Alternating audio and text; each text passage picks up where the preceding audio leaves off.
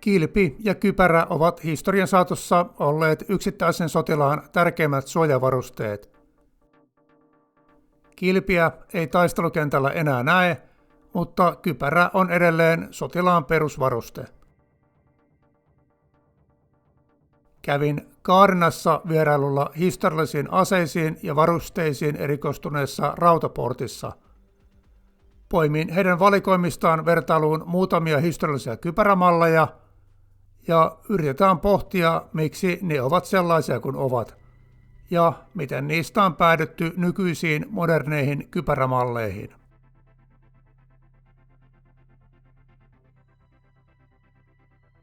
Tämän videon tarjoaa NordVPN. VPN ei pelasta päähän kohdistuvilta iskuilta, mutta se suojaa internetyhteytesi. Olin syksyn ulkomailla töissä ja vierassa ympäristössä VPN on itsestäänselvyys. Jos VPN:lle on käyttöä, niin kehotan ainakin tutustumaan myös NordVPN:n palveluun. Ja jos tilaat palvelun käyttäen seuraavaa linkkiä, niin tuet samalla tämän kanavan toimintaa. nordvpn.com/satunnaista.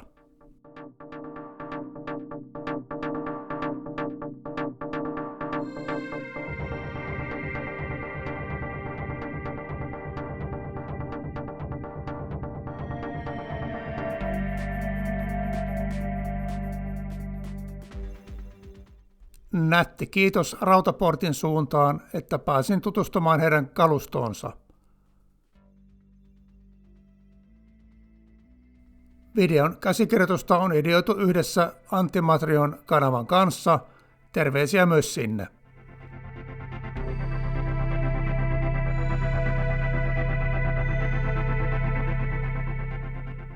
Sotilaskypärä ei ole ihan uusi keksintö. Varhaisimmat arkeologiset esimerkit ovat yli 4000 vuoden takaa. Kypärän mallit ja materiaalit ovat vaihdelleet eri aikakausina ja eri kulttuureissa, mutta niissä on teknisiä suuntaviivoja, jotka vaikuttavat nykypäivänäkin kypärän suunnitteluun. Ihmiset ovat havainneet jo hyvin varhain, että päähän kohdistuvat traumat ovat kaikkein vaarallisimpia. Vanhojen taistelupaikkojen kaivauksissa löytyneistä vainajista merkittävällä osalla on merkkejä päähän kohdistuneista hengenvaarallisista vammoista. Nykyajan elokuvista ja TV-sarjoista saa helposti virheellisen vaikutelman, että sankarit ja kenraalit liikkuisivat taistelukentällä aina avopäin. Hollywood välttelee kypäriä, koska päähenkilöitä on vaikea tunnistaa kypärän alta. Mutta oikeassa sodassa kypärää ei takuulla riisuta päästä, jos jutellaan jonkun kanssa.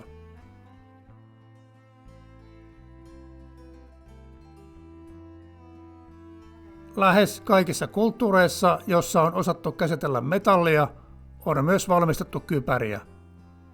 Kypärä on myöskin aina ja kaikkialla ollut jonkinlainen kompromissi suojauksen, käytettävyyden ja kustannusten väliltä.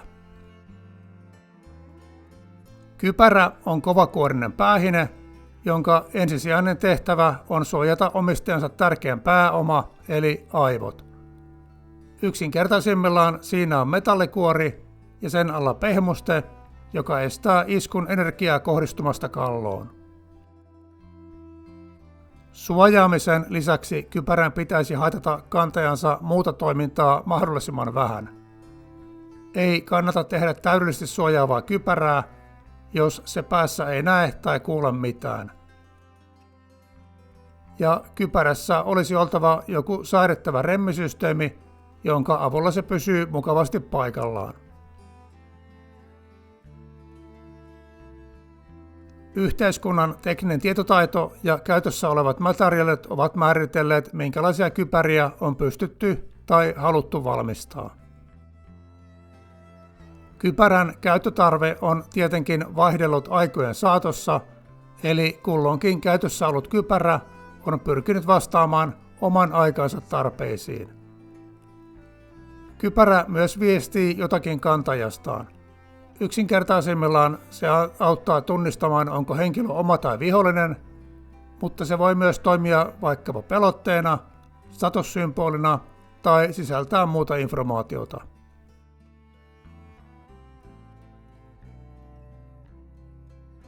Tutkaillaan vähän tarkemmin 3 historiallista kypärää ja yritetään päätellä, miten ne ovat vastanneet oman aikakautensa haasteisiin.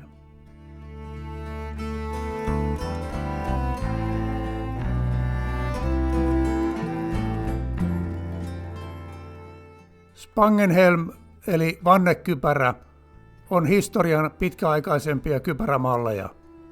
Sen eri muunnoksia on käytetty ainakin varhaisantikista aina keskiajalle saakka. Rakenteellisesti hyvin yksinkertainen valmistaa. Siinä on kehikkona vanne ja useasta osasta koottuva kalotti on vain niitattu kiinni vanteeseen. Jokainen kyläseppä pystyy valmistamaan Spangenhelm-kypärän vaikkapa suullisen ohjeen perusteella. Laatu vaihteli tietenkin suuresti metallin laadun ja sepän taitojen mukaan. Spangenhelm-kypärä on yksi niistä kypärän perusmalleista, josta kehitys on sitten lähtenyt eteenpäin. Kypärässä on tietenkin ollut jonkinlaista paikallista vaihtelua, mutta hyvin samantyylisiä kypärämalleja on käytetty laajalla alueella Aasiasta Länsi-Eurooppaan. Nenäsuoja tuntuu olleen suositumpi lännessä kuin idässä. Kypärä ei ole rakenteellisesti kovin vahva, mutta antoi kuitenkin kohtuullista suojaa päähän kohdistuvia iskemiä vastaan. Kypärä on tarkoitettu käytettäväksi suhteellisen ison kilven kanssa. Kypärään on voitu ripustaa myös poskisuojia ja sotilaalla on saattanut olla rengashaarniska tai vastaava. Spangenhelm-kypärä on varsin kevyt, se haittaa minimaalisesti liikkumista, näköä ja kuuloa.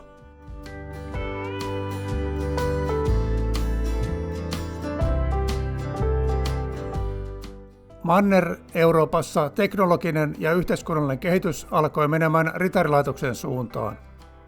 Aseet ja suojavälineet kehittyvät raskaammiksi ja tehokkaammiksi. Kypärissä merkittävin kehitysaskel oli, että kypärät opittiin takomaan ja prässäämään yhdestä metallikappaleesta, mikä tukevoitti rakennetta merkittävästi. Keskiajalta eteenpäin, ennen tuliaseiden yleistymistä, ainakin Länsi-Euroopassa nähtiin suojavarusteiden huippukausi. Myöhäisvaiheen suurbaskinet-kypärä on tästä hyvä esimerkki. Baskinet-kypärät on tarkoitettu käytettäväksi raskaan levyharniskan kanssa. Suojaus on niin hyvä, ettei välttämättä tarvitse edes kilpeä, mikä mahdollistaa entistä raskaampien 2 käden aseiden käytön.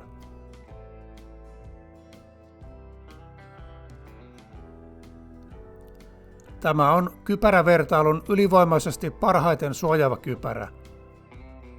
Ainoastaan aikakauden erikoisaseet pystyvät jotenkin läpäisemään kypärän, mutta se ei silti tarkoita, että pääkoppa olisi ollut turvassa kaikilta vaaroilta.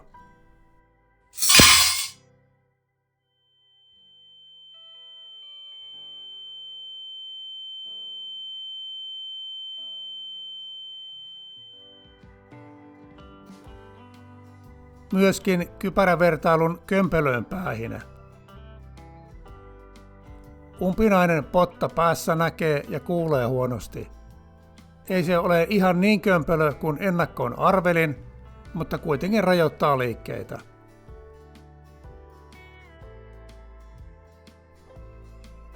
Valmistamiseen tarvitaan erikoistunut aseseppä. Sisältää monimutkaisia osia ja on räätälöitävä omistajansa mittoihin. Nämä eivät olleet koko armeijan varusteita, vaan feodaaliarmeijassa pieni aatelisten ja heidän hovikaartinsa ydinjoukko oli varustettu parhaalla mahdollisella tekniikalla. Hyvä ja laadukas kypärä osoittaa myös kantajansa statuksen. Raskas ja peittävä kypärä sopii ehkä paremmin ritariturnajaisiin kuin sotatantereelle, mutta historiassa on mainintoja, että merkkihenkilöt ovat näitä taistelussakin käyttäneet.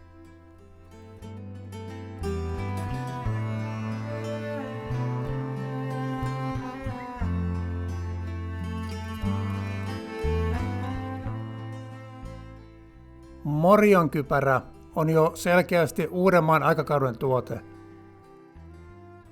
Sotatanner muuttui suuresti, kun tuliaseet alkoivat yleistymään. Alkeellisellakin hakapyssyllä pystyy läpäisemään parhaimmankin kilven, harniskan tai kypärän. Ampuma-aseet olivat kuitenkin ensimmäiset 200 vuotta kömpelöitä kapistuksia, joten ne eivät vallanneet markkinoita ihan hetkessä. Tyypillisesti renessanssiajan eurooppalaisen armeijan jalkaväki oli yhdistelmä ampuma-ase- ja lähitaistelusotilaita. Hakapyssyt ja myöhemmin musketit kohdistuvat tulivaikutusta viholliseen, mutta tarvitsivat keihäs- ja miekkamiesten turvaa lähitaistelussa. Espanjassa kehitetty Morion kypärä oli alun perin tarkoitettu keihäsmiesten päähineeksi. Kypärä on optimoitu nimenomaan ratsuväkeä vastaan. Se suojaa parhaiten yläsuunnasta tulevia iskuja vastaan. Pää on varsin syvällä kypärässä. Se suojaa kohtuullisen hyvin myös sivut ja niskan. Kypärämalli ilmeisesti tarjosi kilpailijoitaan parempaa suojaa myös uuden ajan uhkia, kuten tykistön sirpalevaikutusta vastaan.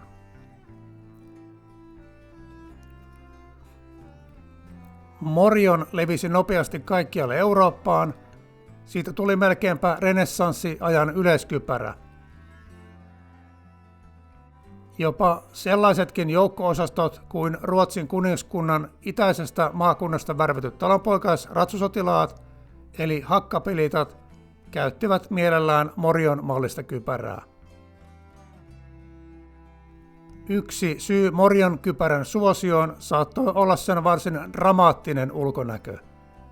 Korkea harjainen kypärä tekee kantajastaan varsin vaikuttavan ilmestyksen, jota vastaan ei ihan mielellään joutuisi käsikähmään. Morion on säilynyt seremoniallisena varusteena monessa paikassa. Tunnetuin edelleen käyttävä joukko-osasto on paavin sveitsiläiskaarti. Perusmallissa ei ole kasvosuojausta, mutta näihin on lisätty erilaisia levyjä poskien ja leuvan suojaksi. Morion on yllättävän mukava pitää päässä. Vaikka kypärä on iso ja korkea, niin tasapaino tuntuu olevan hyvä. Eri puolilla Eurooppaa valmistut Morion kypärät ovat keskenään hyvin samankaltaisia.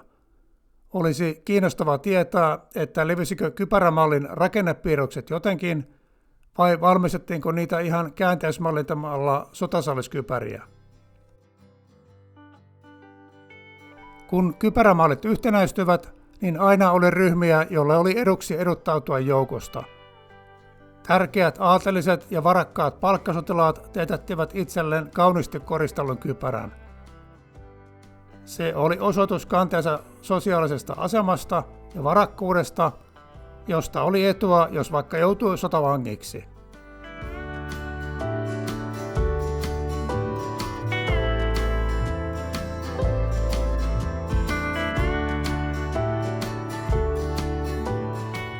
Ihmiskunta ja sotateollisuus on tehnyt melkoisen teknologisen loikan viimeisen 200 vuoden aikana, mutta kypärän perusidea on kestänyt hyvin aikaa.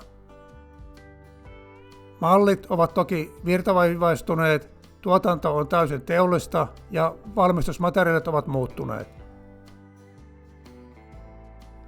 Viimeisten vuosikymmenien suurin muutos lienee ollut, että siirryttiin teräksestä erilaisiin komposiittiaineksiin, ja niihin on integroitu kaikenlaista kiinnostavaa tekniikkaa. Jokainen kypärädesign on edelleen tasapainottelua suojan, käytettävyyden ja taloudellisuuden välillä, ja jokainen kypärä pyrkii vastaamaan oman aikansa haasteisiin.